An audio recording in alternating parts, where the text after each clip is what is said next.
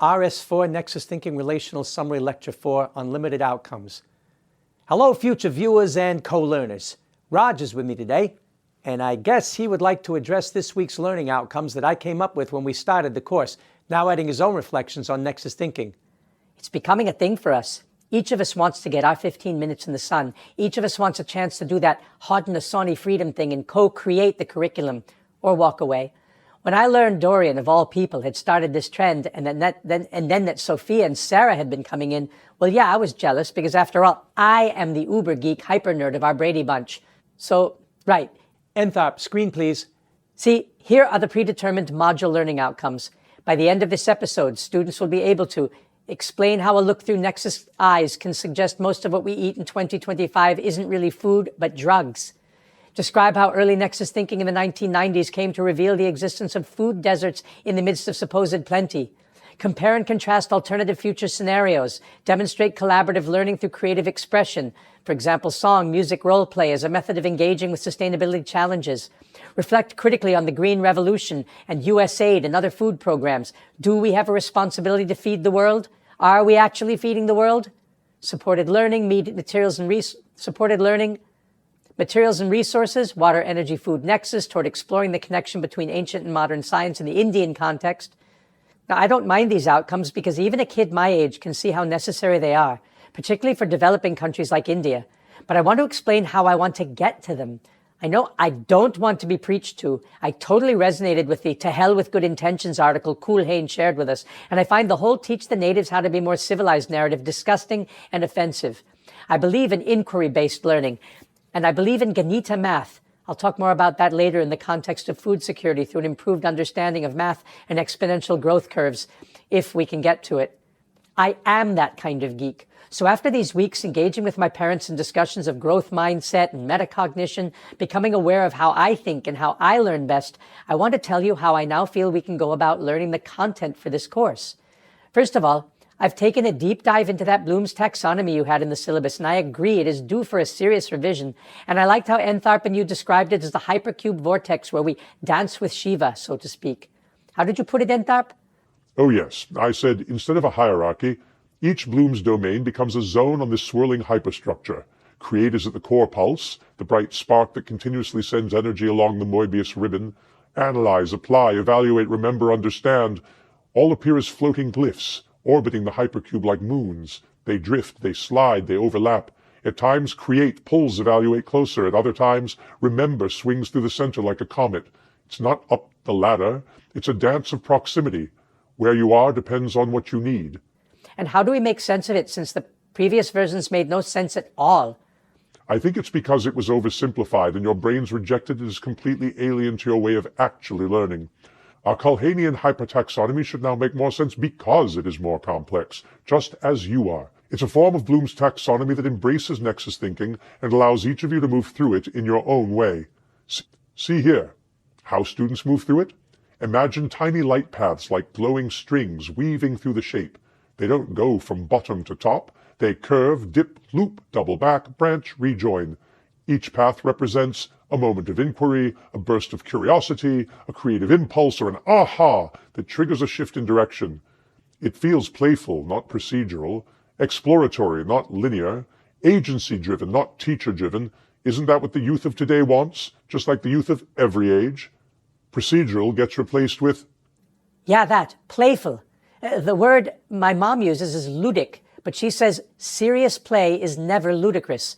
All mammals and birds learn through play, but in no way, she agrees, should it actually be teacher-driven. And if it isn't teacher-driven, then it implies that we get to dip into the different dimensions as we see fit and pull out strands of the dream weave that represent our threads of inquiry and then try to stitch them in a complex nexus together, fixing ideas in space-time for this unique moment. Yes, Sarah told me about your last recording session. I'm totally down with your ideas of complexity as something fun rather than hard or intimidating. I love the idea of folding together.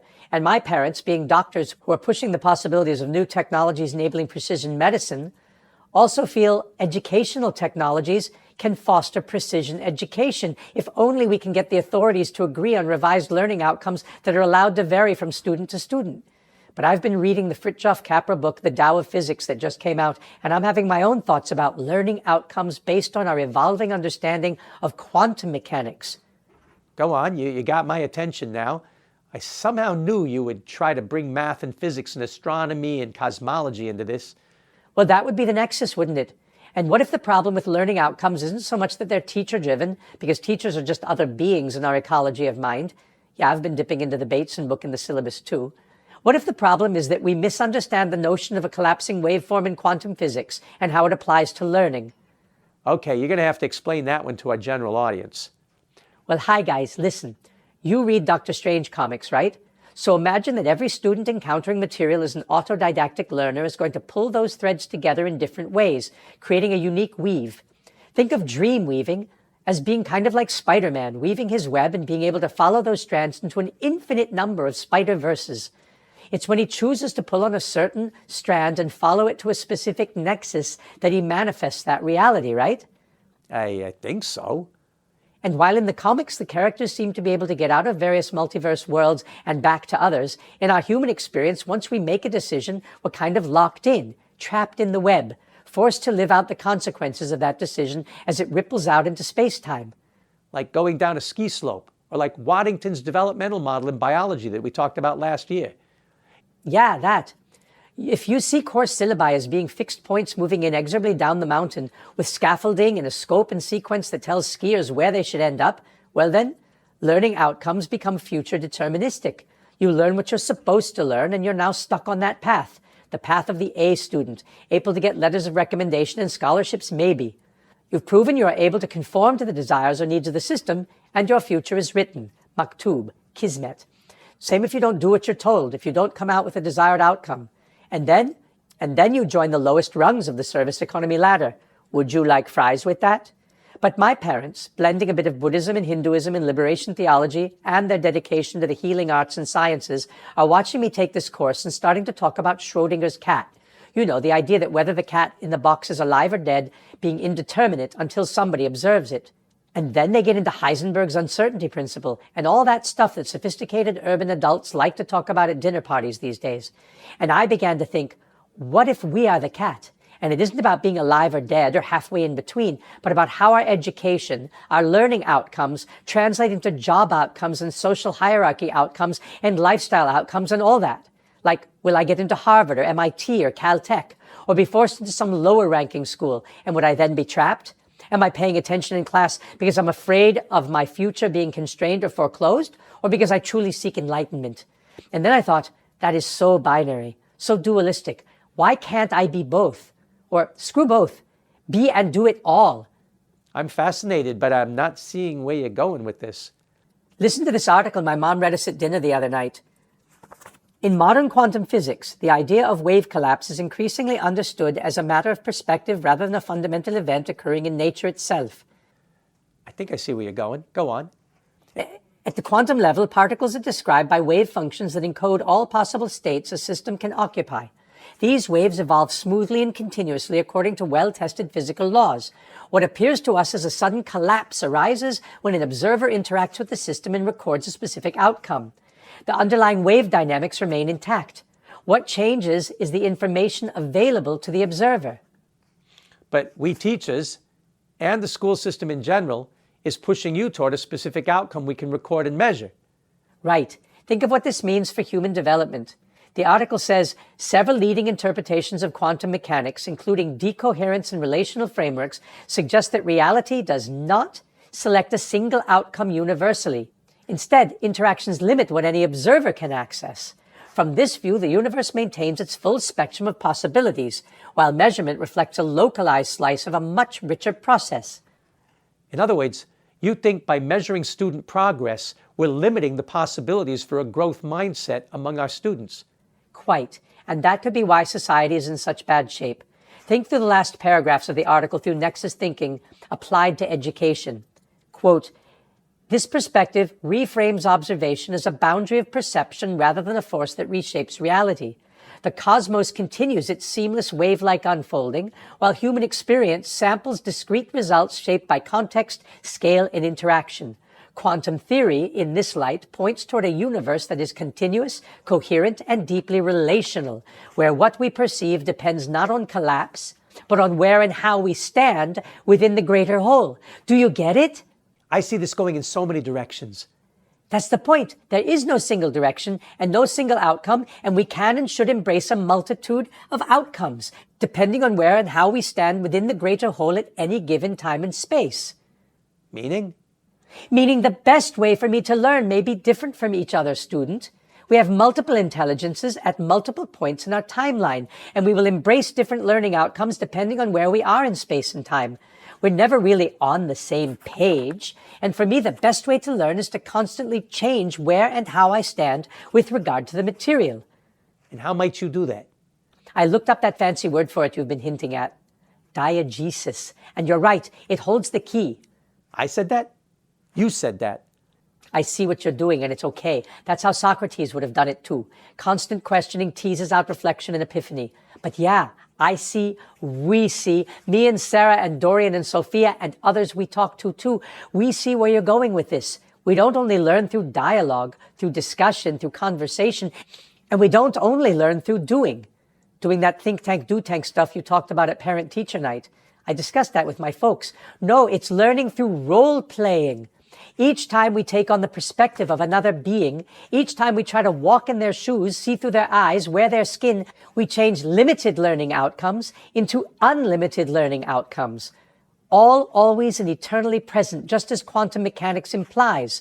All the logical consequences of a single seed of an idea, or the confluence of a multitude of seeds, or, to try another metaphor, all growing in complexity, interweaving like hyphae, like mycorrhizae, and leading to and from natural inclusion. You get me now?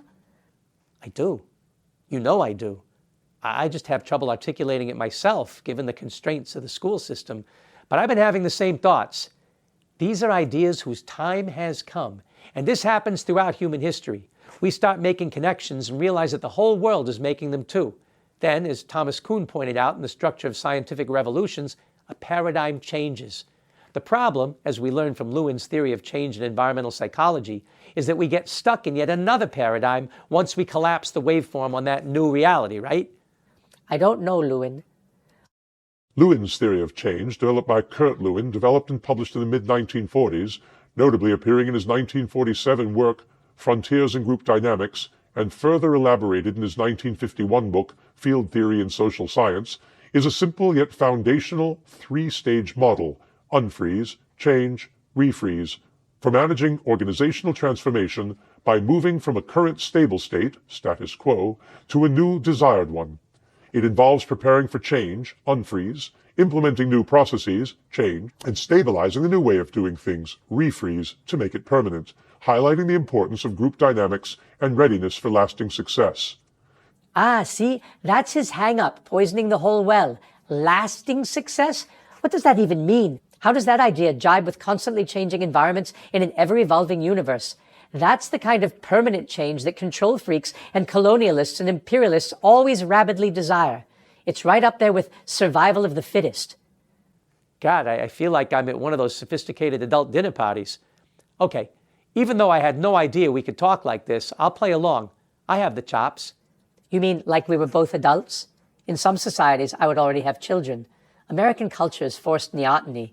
It's a never-ending adolescence. But see what happens when you stop trying to teach to certain tests and just let thoughts flow through various nexus lines? Yeah, I do. After all, I created this class. It just keeps evolving past my original syllabus. It's taking on a life of its own with you guys. This is very sobering and enlightening. And one of my contributions to this discussion would be to say that the school system and the business world are lost in superlatives, always harping on the best and the brightest, the biggest and the most successful, the longest lived, the richest, the fastest, the most famous, like we're all supposed to be performers in the greatest show on earth. It really is P.T. Barnum and a sucker-born-any-minute mentality. Step right up, folks. We're going to draw the biggest crowds ever in history. It's everything Ringo Starr mocked in his song, I'm the Greatest, on his first solo album. God forbid we ever have world leaders who think and speak this way. But when we deprivilege states of being, when we no longer see them as infinite variations on themes, but minutically ensure that they are able to coexist through pedagogical midwifery, all contained pluripotently in the same moment depending on where we stand and whose shoes and eyes we move and perceive through, then we find wisdom. My father says, son, wisdom is the ability to simultaneously and comfortably hold a multitude of different opinions and ideas in the same hand. Your father is wise. With Nexus eyes, your gaze would determine which outcome shines brightest because your gaze shines your own light on it. It's like looking at a Necker cube or the number 6 or 9 or the projection of a cylinder from different angles. Oh, I love those optical illusions, yes. But that thing with the 6 or 9, I mean, one of those people is wrong because obviously someone painted a 6 or a 9, and we should honor their intent, shouldn't we? Well, it really depends on what the question is. If you ask, is that figure a 6 or 9 without context, then you could answer, it depends on where you stand or how you look at it. But if the question is, what did the person who painted this figure intend, then we would need to explore further to find a more fitting answer. You know, my professor at UCLA told us there's one and only one right answer that works for whatever question you ask. And what would that be, pray tell? It depends. On what? Oh, it depends. Wait, that's the answer. Of course that's the answer. To everything. Everything depends on something else, on the context, on causality and intent. Which waveform did the person asking the question hope to collapse? Which waveform did the person trying to answer the question see as the right match? It all depends. Yes, and then you would indeed say depends on what, and a discussion would ensue. From the discussion, the learning outcome would emerge. It would never exist a priori. But doesn't that make things too complicated? What if you want a simple answer? Well, that too depends. Are you after the whole truth and nothing but the truth? Or are you really after something else, a slice of truth, a caricature of truth that makes it more relatable rather than the whole truth, which can be overwhelming and perhaps incomprehensible? What level of truth? What type of truth? I never thought of it that way. Now you've really gone and complicated things. But is that a bad thing? I mean, last week, Sarah and I recorded a conversation here with Entharp about complexity. Yes, I saw it. Blew my mind. Well, she wrote her own relational summary reaction to it and recorded it for future Nexus classes. Entharp, can you play it? I can do something even more playful. I can hypothesize what a granddaughter of Sarah might say about the issue in the Nexus class in 2025. Let's call her Savannah. Here, listen to this voice from the future. Hello, fellow co-learners. I want to talk to you about complexity for a moment. At first, I believed that being a systems thinker is too much to handle, and that is why we are taught to think simpler and in a linear fashion. However, being a systems thinker does not mean understanding every detail of a complex system. Rather, it means learning to look for patterns, relationships, and consequences beyond the immediate moment. By shifting our attention from isolated actions to the connections between them, we begin to see that systems without needing further or full mastery of them. The key to avoiding overwhelm is to focus on boundaries that feel manageable rather than just trying to understand everything all at once. Identify the most influential factors or feedback loops that shape a situation. That's a cool simulation. A voice from the future, from a fellow student studying the same things we are. Someone we can relate to. Thought you might like the idea. Take it further. Follow her down the rabbit hole. Further, educated decision-making in systems context requires balancing opportunity costs, which means considering not only what we choose, but what we choose to give, or what we give up by choosing it. Instead of making decisions based on immediate benefits alone, a systems thinking approach asks, what are the long-term effects? What are the ripple effects on other goals? What dependencies or risks am I ignoring? Thinking this way does not eliminate opportunity costs, but it makes them visible, allowing for more intentional choices. Importantly, systems thinking is not about finding perfect answers. It's about improving the quality of our awareness and reducing unintended consequences. When we learn to recognize patterns, anticipate impacts, and acknowledge trade-offs, we make decisions that are not only smarter, but more aligned with long-term resilience. Wow, that's what Sarah's grandkid might look like and say? This simulation takes all the recordings I've made of Sarah and all the background I've been able to get and posits a probability of better than 68% that she would have a granddaughter like this who would say things like this if current trend lines continue. But who knows? It sure is fun, isn't it? And you can interact with her if you like. Interact? You mean the way Superman can still speak to his long-dead Kryptonian parents? Exactly so. Most of what we're trying to do in real life has long been described in sci-fi comics. Give it a try. Hey, Sarah's grandkid. Savannah. Right, Savannah. Could you maybe tell us what your class understands Nexus thinking to be? Who are you? I mean, what is your name? Raj, high school student from 1975. Cool, I can play with that. I love doing these outreach Zoom calls with school kids. This one wants to pretend to be from 1975. That is even more fun. Okay, let's go with the idea that you are from back in time. Then I have to put myself into your shoes and think about how to present it so people in your primitive world could understand it. Primitive? Sure, as I understand it, 50 years ago there were no mobile phones, no internet, and certainly no AI, even no home computers, much less laptops or tablets. Heck, there was even no Google.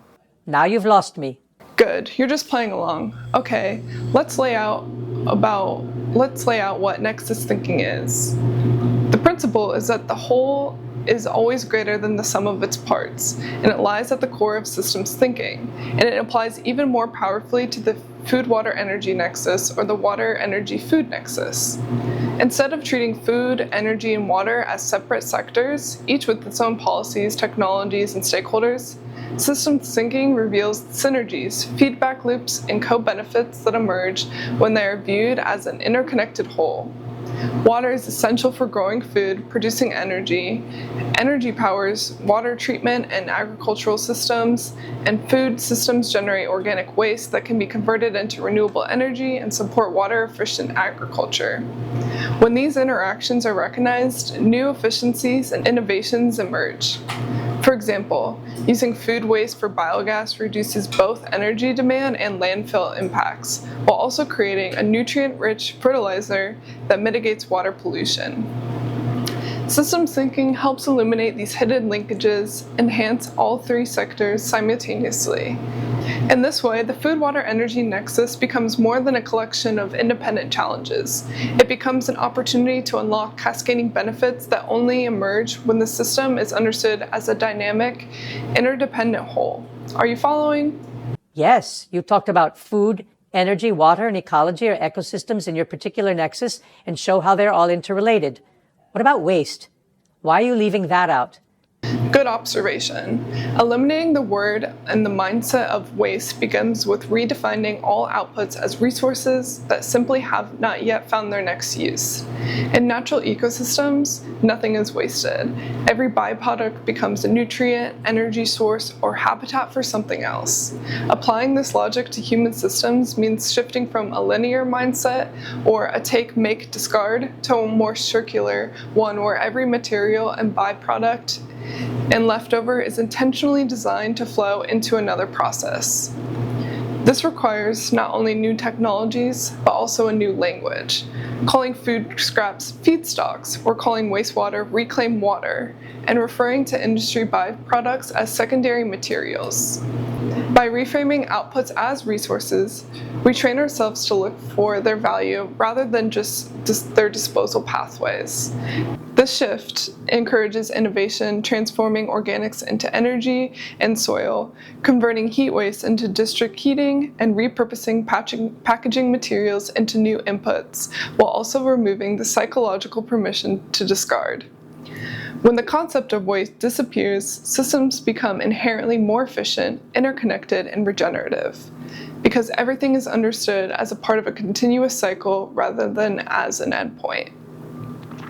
Although the logic behind not wasting resources is straightforward, waste represents lost value, unnecessary costs, and avoidable environmental harm, we still waste because human behavior is shaped more by habits, convenience, and cultural norms rather than pure logic. Most modern systems are designed for speed and disposability, making it easier to throw things away rather than repair, reuse, or thoughtfully manage them. This is particularly true when it comes to the so-called food waste, which we prefer to call food wasted in this course, all other form of organic residuals. It all comes down to whether we can keep garbage in our mind and think of waste as a noun instead of as a verb. Psychological distance also plays a role. Once waste leaves our immediate space, its consequences feel abstract and someone else's responsibility. Additionally, many people lack visibility into the true environmental and economic costs of waste, since those impacts occur far from our daily lives. Together, these structural and cultural forces override rational decision-making, creating a paradox where waste persists not because it is logical, but because the systems around us make it effortless, invisible, and socially normal. The gap is about mindset, not machinery. Good points. So how long have you been studying Nexus thinking? Did they have it in your high school? I mean, if you even have AI and 360-degree cameras and 3D videos and all that, you must have been Nexus thinkers from an early age. Oh heavens no. Since your time, our public schools have just gotten worse and worse. Teach to test, standardization, budget cuts, teacher layoffs, they've all come back with a vengeance. And actually, Nexus thinking, which I'm only now first encountering in graduate school, is really messing with my head. Although I love the ideology of systems thinking, it conflicts with how I was taught in school. Most traditional systems emphasize linear reasoning, cause, effect, problem, solution, or input and output. This approach is helpful in learning facts, solving isolated problems, and mastering technical skills, but it also fosters a worldview where issues seem separate and clearly defined. However, sustainability requires us to recognize connections, feedback loops, unintended consequences, and relationships across disciplines. Precisely the kinds of things that linear education often overlooks. When schools treat subjects as separate silos, such as science, economics, and geography, students rarely understand how food systems can impact energy systems, or how water policies influence agriculture, or even how waste affects the climate. The true shift is realizing that complex problems like climate change, resource consumption, food security, and waste management cannot be solved with the linear thinking that helped create them. Instead, replacing linear thinking with systems thinking expands it, teaching people to not only see the parts, but also see the patterns that link them. So we got nowhere in all these decades? We went backward? Heck, Mr. Culhane is teaching us stuff now that makes your world seem primitive.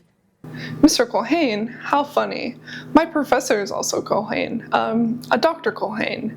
Maybe they are a whole ancient Irish clan of Nexus thinkers, though often it seems like it comes from the future. Or another planet, like that guy Klaatu in The Day of the Earth Stood Still. You know, the Keanu Reeves character. Must be a remake. In our version, Klaatu is played by Michael Rennie.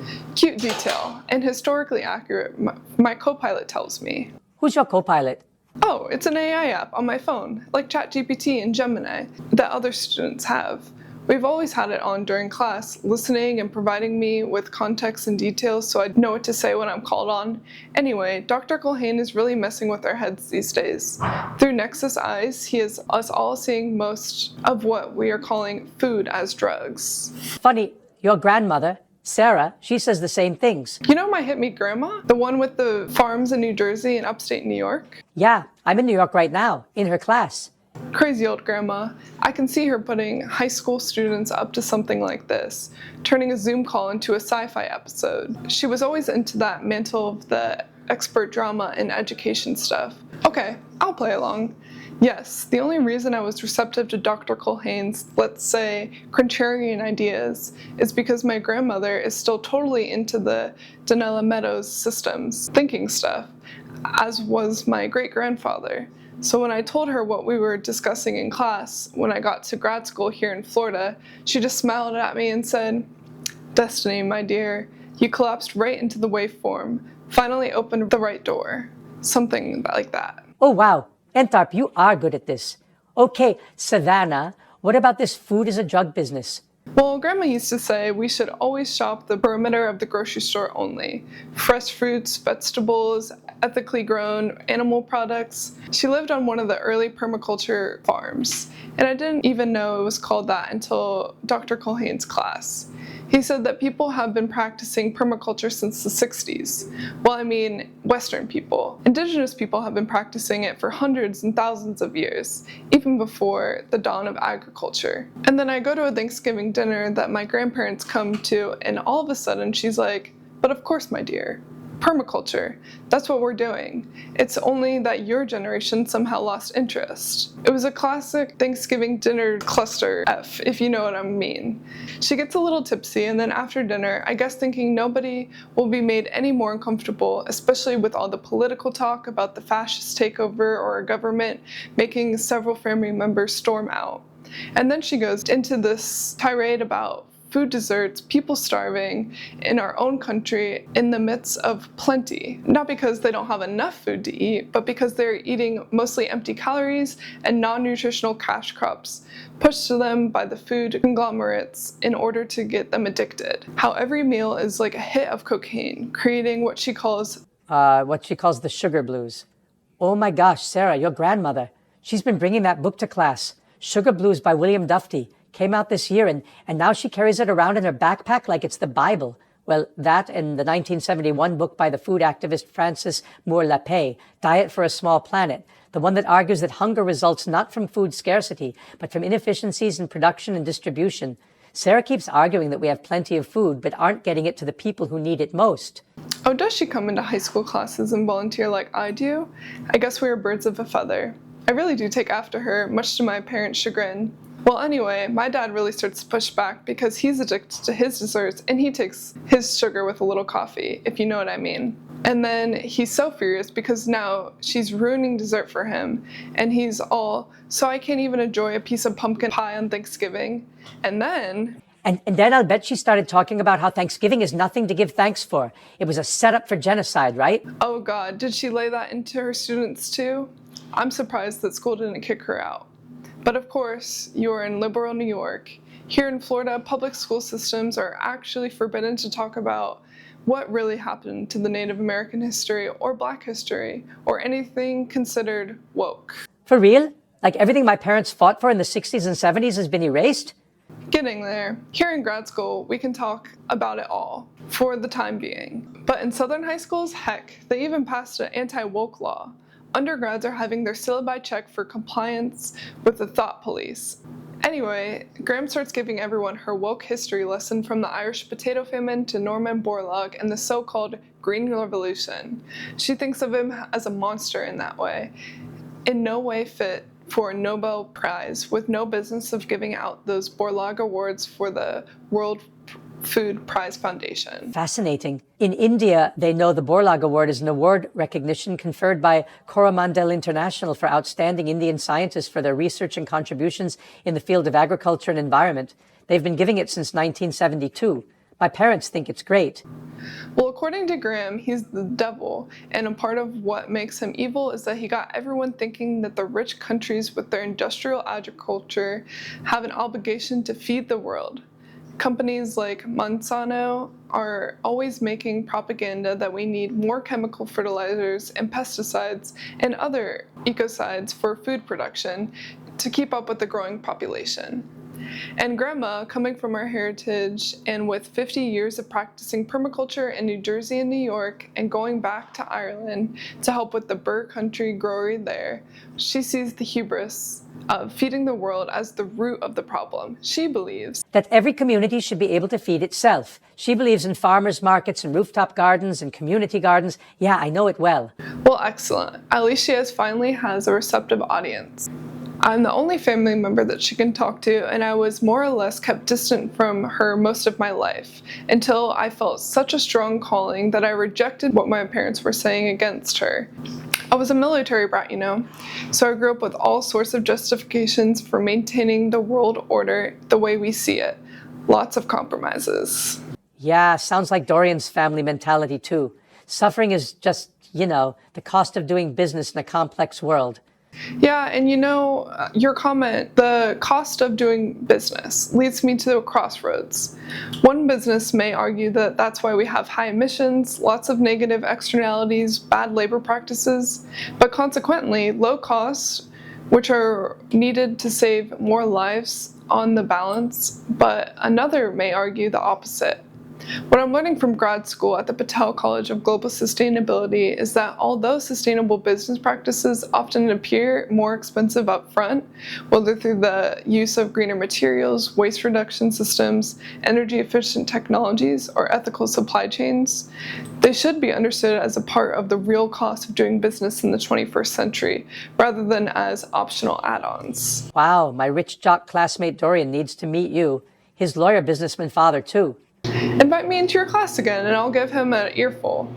Tell them short-term cost concerns often mask the long-term risks and hidden expenses associated with the unsustainable operations, including regulatory penalties, volatile resource prices, reputational damage, and the growing demand for environmental responsibility from consumers. I learned that in sustainable finance with Dr. Spencer. Companies that invest early in sustainability typically benefit from operational efficiencies, stronger brand trust, and resilience in shifting markets, all of which ultimately lead to reduced costs over time. The key is reframing sustainability not as a burden, but as a strategic asset, one that protects businesses from future disruptions, positions them competitively in a world where environmental and social performance are increasingly tied to economic success.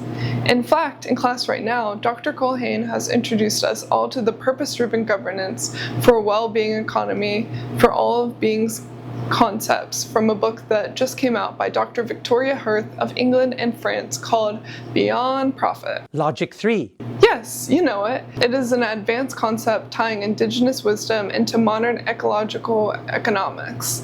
It is just beginning to be seriously talked about in schools. Although Sarah has been, your grandmother.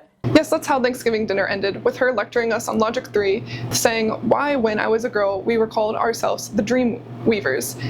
And we actually were discussing these things in class all the time.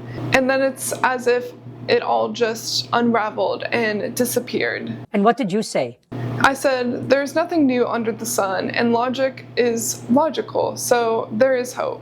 And since it all depends, and since everything needs to be in the right context, and since it seems that now all of the dependencies seem to be falling into place, well, maybe these are ideas whose time has finally come.